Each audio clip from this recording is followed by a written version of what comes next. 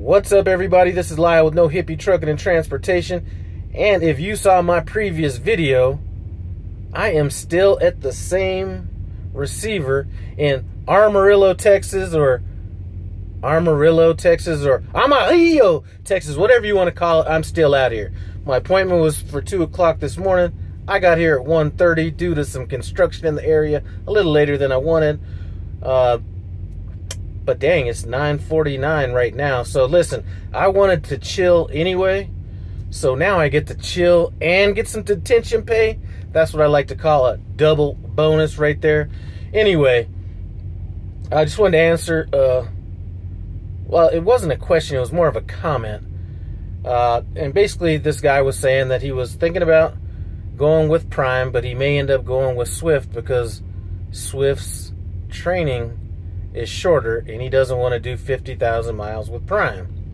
Okay, I get it. Let's get into this topic. Let's get into it from a standpoint of the miles. Now, those of you guys that watch my channel know that I did about 150,000 miles with my trainer because we got along so famously, and really I just wanted to be overtrained, and I was waiting around for the beginning of a new year just because I didn't want to start a business at the end of the year.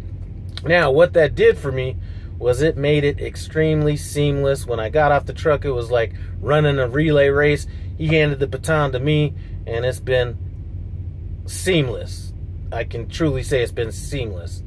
Now, Prime's been putting out drivers for years and years and years at 30,000 miles, and those guys are still on the road doing good and, you know, at this point, training other people. So it can be done in 30,000 miles. So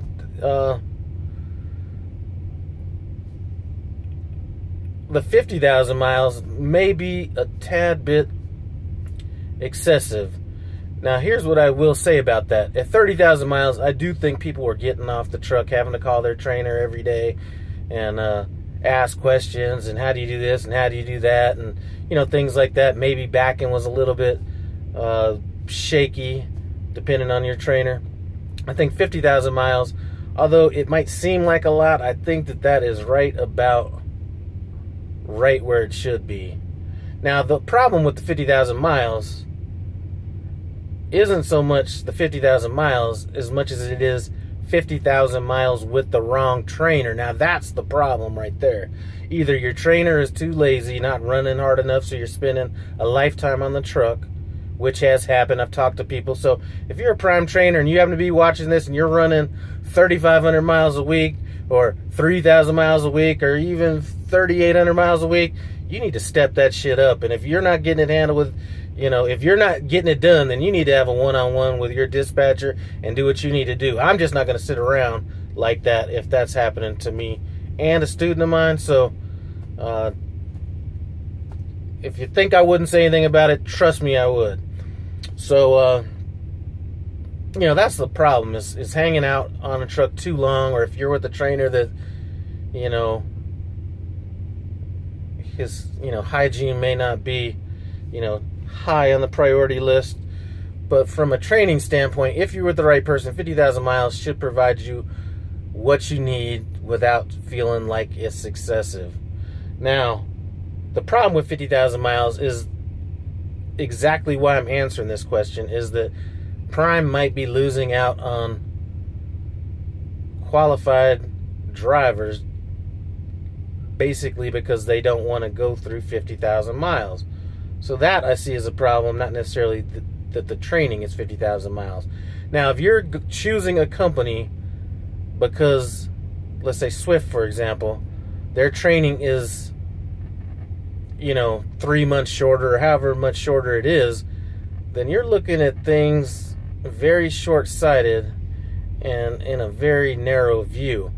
You know, if training lasts 3 years longer, and I don't know how old this person is, but if they're in their 20s or, you know, mid-20s, a trucking career could be 30-plus years, so 3 months extra in training is not going to change your life.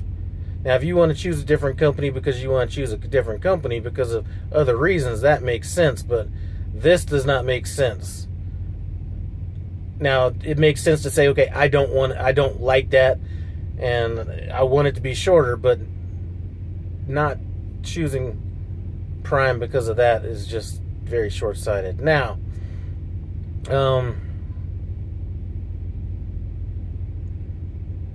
I believe the company, it was Swift. So you were saying you were thinking about going with Swift. Listen, I know a guy personally, has a YouTube channel, 50 Plus Truckers Journey. We talk a bit, and you know, outside of just some personal issues at the end with Swift, he had a good time over at Swift. He was making money, all that kind of stuff. So I'm not saying that Swift isn't a good company, and it may be a better company for you. If you live in Texas, for example, I know that you could basically just run around Texas working at Swift and not even have to venture out anywhere else in the United States. I know that, you know, 50 Plus was in Denver more than I was in Denver when he was working for Swift, because he had that dedicated route, Utah to Denver. So that may, you know, there are various reasons why a company may be better for you to go with than Prime, but the training cycle should not be your determining factor. That's like people that, you know, anytime people look at, the shorter people look ahead in life, the less successful they are. The more you look down the road, the more successful you can be. It's sort of like, think about this, and it's impossible, it'll never happen, but if somebody had the ability to look 1 minute, just 1 minute ahead in the future, he would be the richest person in the world. Just 1 minute. Probably even less than a minute, but a minute for sure. Be the richest person in the world. So, don't think short term, think long term.